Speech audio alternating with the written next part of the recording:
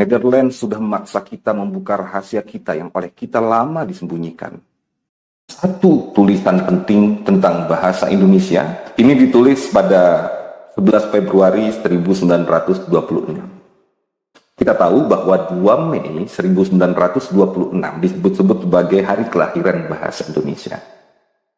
Artinya berjarak Februari, Maret, April, Mei, berjarak 3 bulan dari pernyataan Muhammad Tabrani ini dengan hari kelahiran bahasa Indonesia yang disepakati jatuh pada 2 Mei 1926 berkenaan dengan Kongres Pemuda 1 yang dimulai di 30 April sampai 2 Mei di antara Jong Java, Jong Sumatera dan sebagainya, yang kemudian mengeluarkan kesepakatan Sumpah Pemuda yang dideklarasikan pada Sumpah Pemuda 1928 yang kita tahu dia menjadi bagian penting dalam sejarah perjuangan Republik Indonesia, sekaligus sejarah penting bagi kelahiran bahasa Indonesia.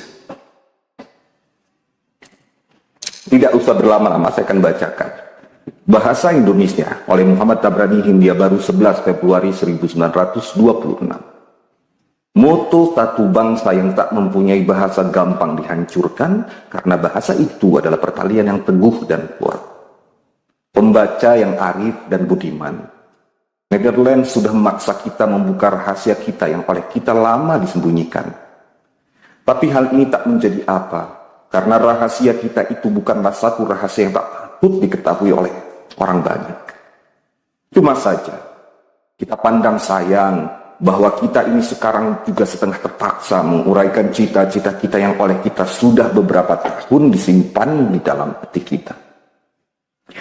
Pada waktu kita menjadi murid, kita dapat pelajaran dari guru kita bahwa bahasa ini adalah satu jalan untuk menguatkan perasaan persatuan antar manusia sama manusia, meskipun antara kedua bahasa itu berada jurang yang lebar dan dalam. Menilik dan memikirkan kebenaran yang kita sudah mendapati dalam pelajaran itu, teranglah bagi kita apakah sebabnya orang di sini senantiasa berusaha dan berikhtiar supaya kebanyakan dari bangsa itu dapat pelajaran dalam bahasa Belanda. Bangsa Belanda merajalela terhadap kepada bangsa kita. Terikatlah bangsa kita, begitu juga dengan kita sendiri. Oleh karena kuping kita biasa mendengarkan bahasa Belanda, berdirilah bulu badan kita. Jika kita mendengar bahasa lain biarpun bahasa lain itu bahasa kita sendiri. Oleh karena itu, kita biasa menulis dalam bahasa Belanda. Tukarlah kita menulis pikiran dan pandangan kita dalam bahasa kita sendiri. Oleh karena kita terbiasa memikir dalam bahasa Belanda, tak gampanglah kita memikir tentang apa-apa dalam bahasa kita sendiri. Dari pembuka ini, kita bisa melihat bahwa Muhammad Tabrani melihat betapa kita lebih akrab dengan bahasa Belanda. Bahkan hal-hal keilmuan, pengembangan pikiran, dan rahasia-rahasia pengetahuan. Pengaruh bahasa Belanda yang merajalela, ini menjadi catatan penting bagi Muhammad Tabrani. Lantas, kita lanjutkan. Penting kita sekalian yang boleh disebutkan termasuk dalam kaum yang terpelajar, terikatlah oleh bahasa Belanda itu. Karena bahasa Belanda itu pada masa ini seolah-olah dibuat ukuran terhadap kepada kemajuan orang di tanah air kita. Siapa yang tak mengetahui bahasa Belanda bodoh, katanya. Padahal bahasa Belanda itu hanya ada satu senjata bagi kita buat mempelajari ilmu-ilmu yang sampai sekarang belum disalin dalam bahasa kita. Saya teringat dulu B.J. Habibie, Presiden ketiga Republik Indonesia, pernah disebut-sebut sebagai londoirang di kalangan pertemanan. Kata B.J. Habibie lebih fasih berbahasa Belanda dibandingkan berbahasa Indonesia. Tentu beda zamannya. Ketika itu bahasa Indonesia belum betul-betul merajai tanah air, sehingga dari bahasa Belanda itu B.J. Habibie meraup menggali ilmu. Begitupun kata Tabrani, kita menggunakan bahasa Belanda untuk mengetahui ilmu-ilmu yang disembunyikan oleh Belanda dari bangsa kita. Itu kenapa banyak sarjana-sarjana Belanda termasuk Husein Jayadiningrat sebagai salah satu doktor pertama di Republik Indonesia kelahiran Banten, itu juga belajar pada Snowhagen, pembimbingnya Snow, dan dia menjadi ahli hukum bersama Maria Ulfa adiknya dan membela pribumi melalui jalur hukum. Tentu saja pendidikan yang ditempuh adalah jalur pendidikan Belanda. Bahasa yang dipegang adalah bahasa Belanda, tetapi itu bukan untuk menjajah rakyat, melainkan untuk mencari cara melawan Belanda. Kita lanjutkan.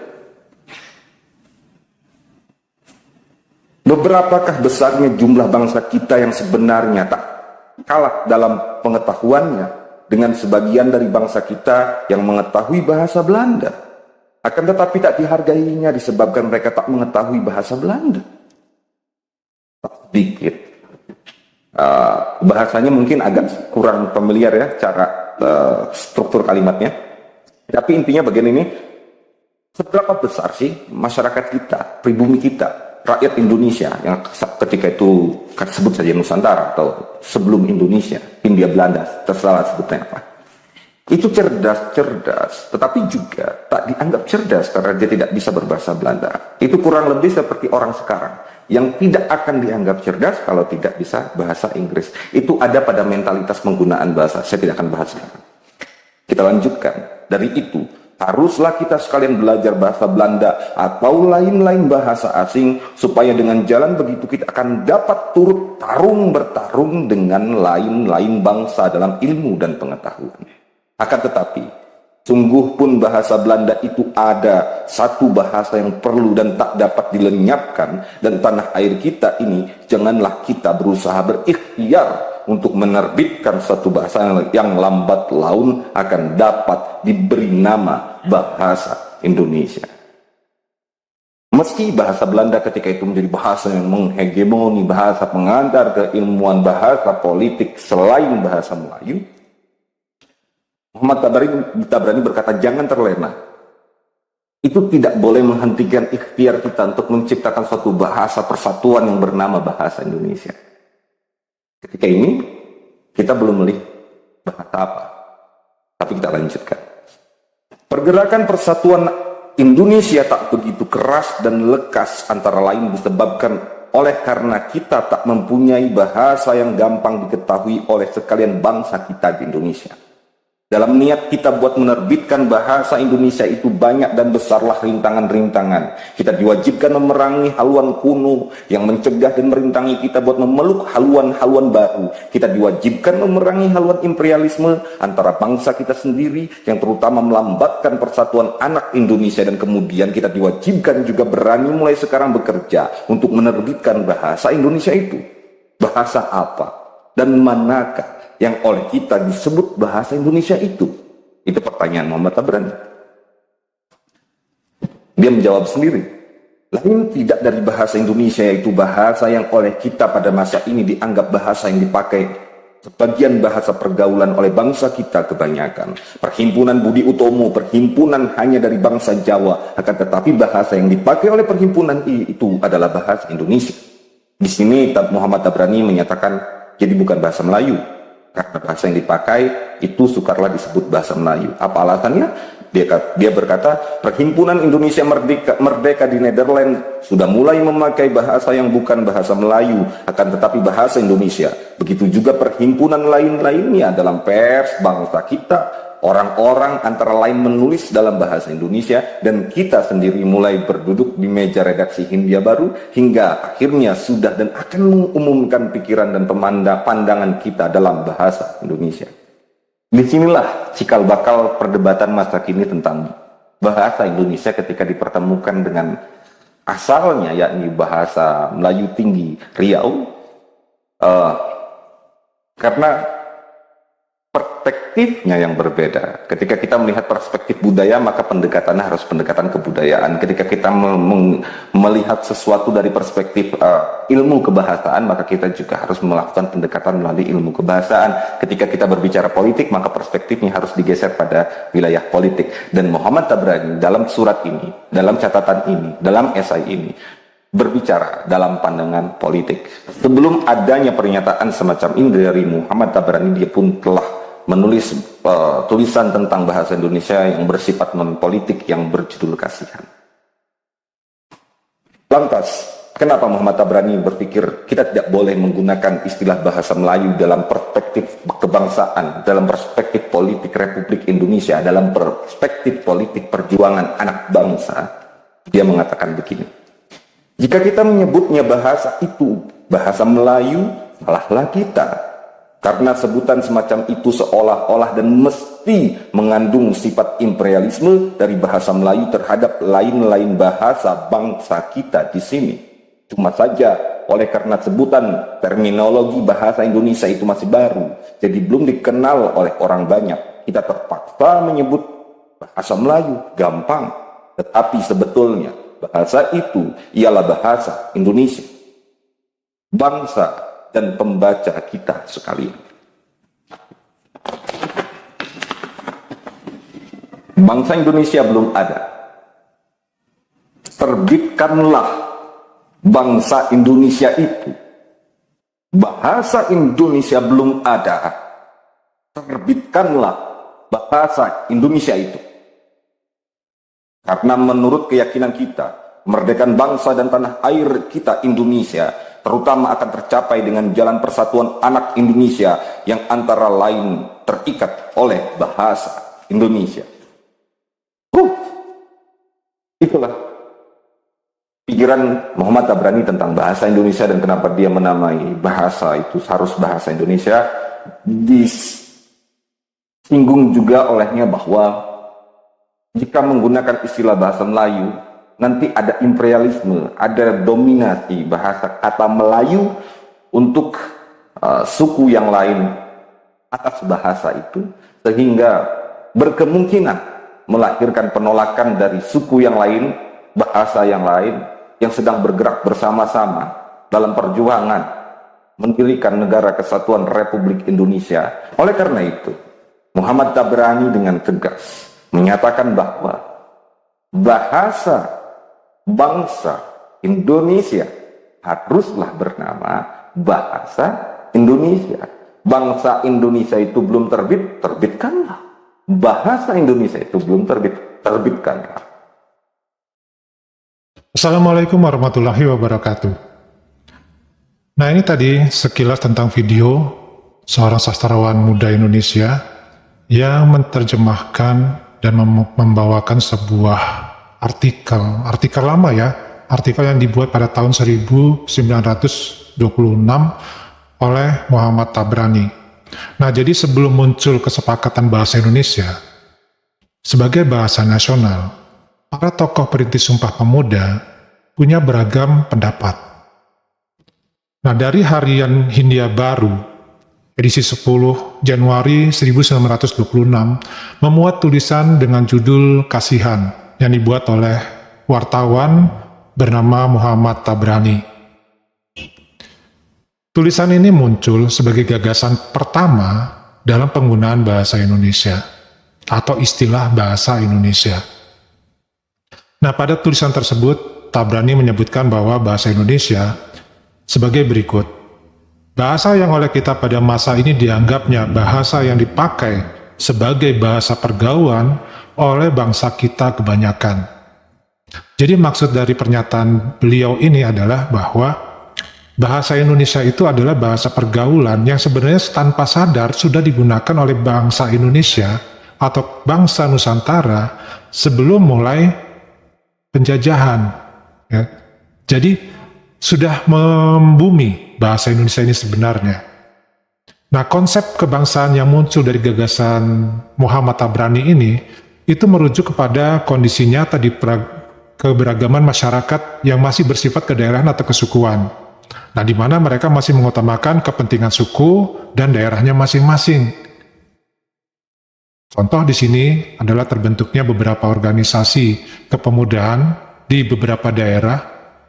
Memang organisasi ini sifatnya kedaerahan, tetapi bahasa yang digunakan dalam organisasi adalah bahasa Indonesia. Nah, itu fakta yang terjadi. Nah, kemudian bangsa Indonesia dianggap belum ada. Lalu terbitkanlah bangsa Indonesia itu. Bahasa Indonesia belum ada, terbitkanlah bahasa Indonesia itu. Ini semangat Muhammad Tabrani yang ditulis dalam buku di harian Hindia Baru edisi 11 Februari 1926 dengan tulisan berjudul Bahasa Indonesia. Penerbitan Bahasa Indonesia bertujuan agar pergerakan persatuan anak Indonesia bertambah keras dan cepat. Jika bahasa nasional bernama bahasa Melayu, maka bisa diartikan sebagai sifat penjajahan dari bahasa Melayu ke bahasa daerah-daerah yang lain. Kita tahu semua bahwa Indonesia memiliki bahasa daerah yang sangat beragam. Ya, kurang lebih mencapai 700-an bahasa daerah. Nah, kalau semua berprinsip pada kedaerahannya masing-masing, pada waktu itu Indonesia belum bisa merdeka tahun 1945. Karena terbukti, perjuangan sebelum tahun 1926 itu perjuangan kedaerahan. Sehingga selalu gagal untuk kita memerdekakan bangsa Indonesia. Namun setelah 1926, ya, dengan lahirnya bahasa Indonesia sebagai bahasa pemersatu antara suku bangsa di Indonesia, perjuangan-perjuangan yang ada itu membuahkan hasil di mana kita sekarang bisa melakukan yang namanya pernyataan kemerdekaan di tahun 1945. Itu karena bahasa Indonesia. Jadi, menurut keyakinannya, kemerdekaan bangsa dan tanah air Indonesia ini akan tercapai cuma satu jalan, yaitu mempersatukan dengan bahasa, mengikat dengan bahasa.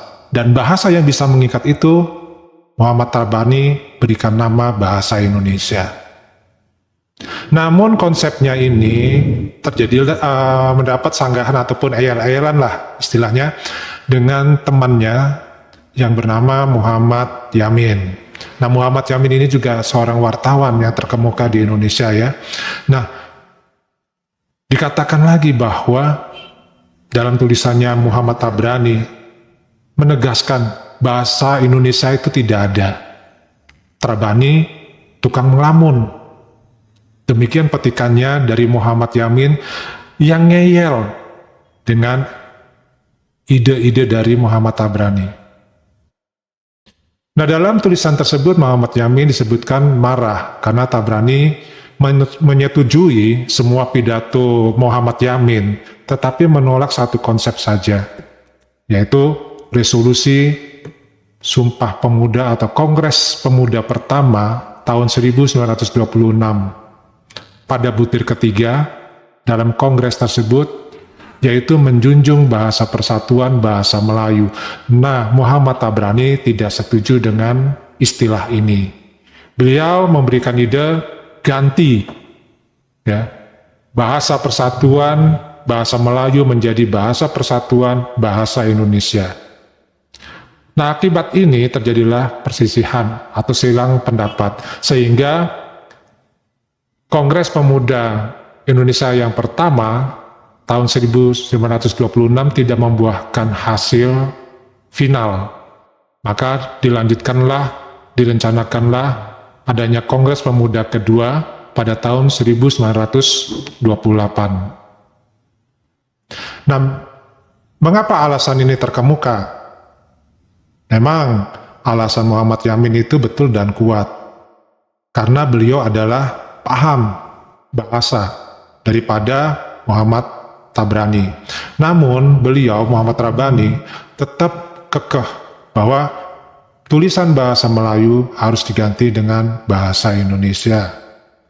Nah, perbedaan pendapat ini akhirnya pada tahun 1928 pada Kongres Pemuda Indonesia kedua, Muhammad Yamin mengalah dengan perasaan kesel, mungkin bercampur juga unek-unek ya, masih unek-unek juga, tapi secara logika dia mengakui kebenaran dari ide Muhammad Tabrani, sehingga dengan kekuatan yang bulat, dengan suara yang bulat, dinyatakanlah bahwa bahasa persatuan adalah bahasa Indonesia pada Kongres Pemuda Indonesia 1928, yang dulu istilahnya adalah kebulatan tekad pemuda, itu istilahnya dalam masa-masa perjuangan ya. Kemudian juga disebutkan sebagai ikrar pemuda, dan sekarang dikenal sebagai Sumpah Pemuda.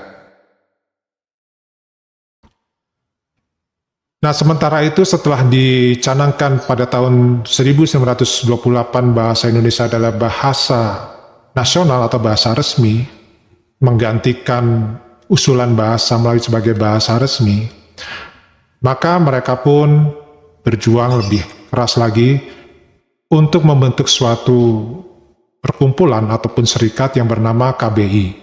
Nah, KBI ini tujuannya adalah menyebarkan bahasa Indonesia, yang pertama kali didirikan di Solo pada tahun 1938. Siapa saja yang membentuk ini? Di antaranya adalah Muhammad Tabrani, Muhammad Yamin, dan Sanusi Pane. Nah, demikianlah kurang lebih mengenai bagaimana bahasa Indonesia itu tercipta di Nusantara ini. Jadi memang memerlukan suatu perjuangan yang sangat berat. Dan memang sebenarnya bahasa Melayu itu adalah bahasa induk dari bahasa Indonesia. Karena memang inilah bahasa Indonesia atau bahasa Melayu sudah digunakan oleh bangsa kita semenjak zaman Kerajaan Sriwijaya, zaman Kerajaan Majapahit, itu sudah menggunakan bahasa Melayu dari Sumatera, ya, Jawa, Kalimantan, Sulawesi, Ambon, Bali, Madura, ya, itu sudah dan Maluku, ya, itu sudah menggunakan bahasa Melayu. Inilah sejarah terciptanya bahasa Indonesia. Sampai di sini mungkin dari teman-teman ada sedikit pendapat ataupun mungkin komentar, silakan tulis di kolom komentar. Semoga ini bermanfaat bagi kita semua, bagi kalangan muda Indonesia, untuk mengetahui dari mana nama bahasa Indonesia itu muncul. Wassalamualaikum warahmatullahi wabarakatuh.